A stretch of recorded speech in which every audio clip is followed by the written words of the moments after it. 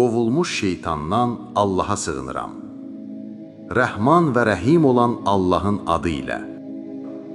Özlərinin etdikləri əməllərə görə onlara bir müsibət üz verdikdə, ey Rəbbimiz, nə üçün bizə bir peyğəmbər göndərmədin ki, biz də sənin ayələrinə tabe olub möminlərdən olaq deməsəydilər, səni peyğəmbər göndərməzdik.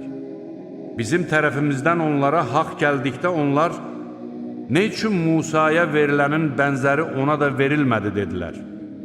Məyər onlar daha öncə Musaya veriləni inkar etməmişdilərmi? Onlar demişdilər, bir-birini dəstəkləyən iki sehr. Həmçinin demişdilər, biz heç birinə inanmırıq.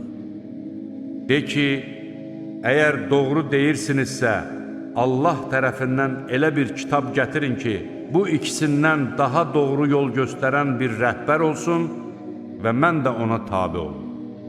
Əgər sənə cavab verməsələr, bil ki, onlar nəfslərinin istəklərinə uymuşlar.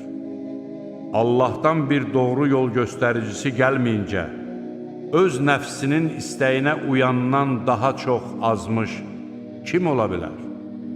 Şübhəsiz ki, Allah zalım adamları doğru yola yönəltməz.